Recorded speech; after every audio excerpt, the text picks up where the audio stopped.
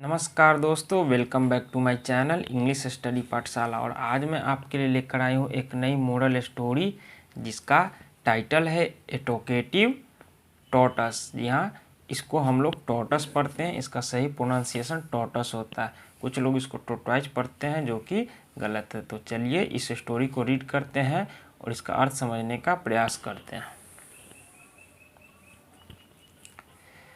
There were two storks and a turtle who were friends। There का use यहाँ पे introductive के तौर पे हुआ है जिसका कोई भी मीनिंग नहीं निकालेंगे। तो इसका मीनिंग हुआ there were two stork. Stork का मतलब होता है सारस। दो सारस थे एंड ए टर्टल। टर्टल का मतलब होता है कछुआ। हु वर फ्रेंड्स, जो दोस्त थे। दो सारस और एक कछुआ दोस्त थे। दे shared the same pond for many years. उन्होंने एक ही तालाब को कई वर्षों तक साझा किया।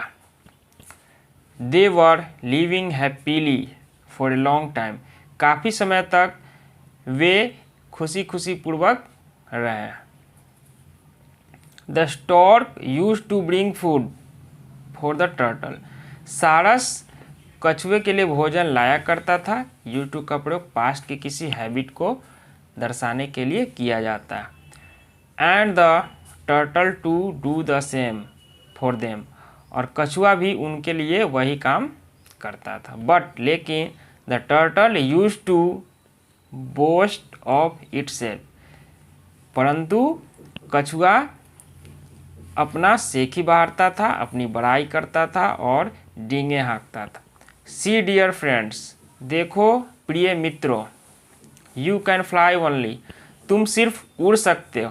आई can dive so deep into the pond and get rare fish for you.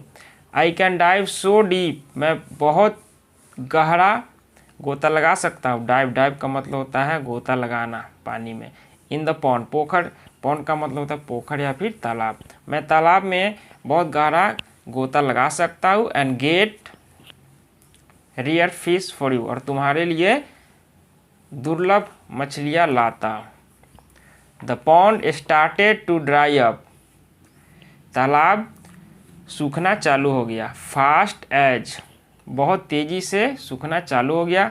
There was as का मतलब यहाँ पे चूंकि। There was a severe drought, बहुत ही घोर सूखा पड़ा। The friends had to search a new place to live, और उन्हें नए जगह की तलाश करनी पड़ी रहने के लिए। Friend, we can fly off to another pond and start our new life there. दोस्त, वी कैन फ्लाई ऑफ, हम उड़ सकते हैं। टू अनदर पॉन्ड, दूसरे तालाब तक। And start our new life there, वहाँ पर अपने जीवन की नए से शुरुआत कर सकते हैं। वाट विल यू डू, तुम क्या करोगे। Ask the stork to the turtle, सारस ने कछुए से पूछा। आई डोंट नो, मुझे नहीं पता। I can not fly like you do, मैं तुम्हारी तरह उड़ नहीं सकता। I will have to somehow manage till I die here, यहाँ मरते दम तक मुझे किसी तरह मैनेज करना होगा। सेड द टर्टल, कछुए ने कहा। विथ थ्रोटफुल और ऑफ ग्रीप, दुख से भरा गला से उसने ऐसा कहा। नेक्स्ट डे, अगले दिन, the storks flew in search of a new pond.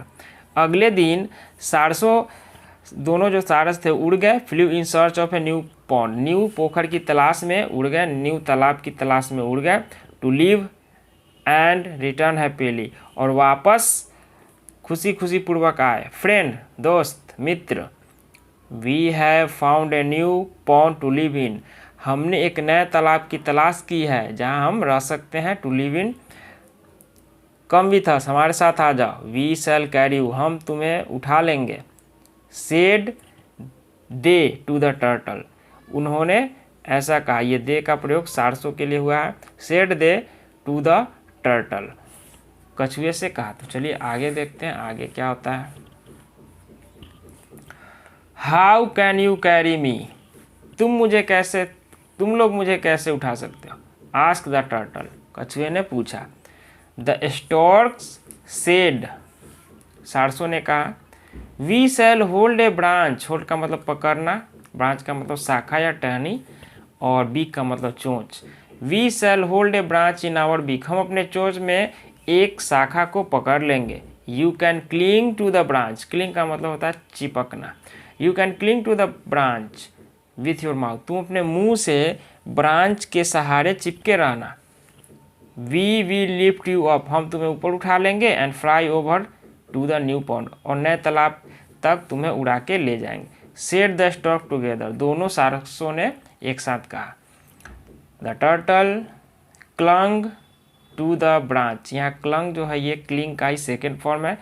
The turtle clung to the branch, कछुआ शाखा से उस टहनी से चिपक गया। And the stork started flying, और दोनों सारस ने उड़ना प्रारंभ कर दिया। They were about to reach the new pond, वे नए तालाब के पास पहुंचने वाले थे। The turtle thought to boast, तब कछुए ने सोचा कि अब यहाँ पे अपनी सेखी बघाड़ते हैं। सी, देखो। Now I am too flying, मैं भी अब उड़ रहा हूँ। I am the greatest of all, मैं सबसे अच्छा हूँ, सबसे महान हूँ। No no, sooner the turtle open his its mouth, जैसे ही कछुए ने अपना मुंह खोला, it fell from high above, वह ऊपर से नीचे गिर गया।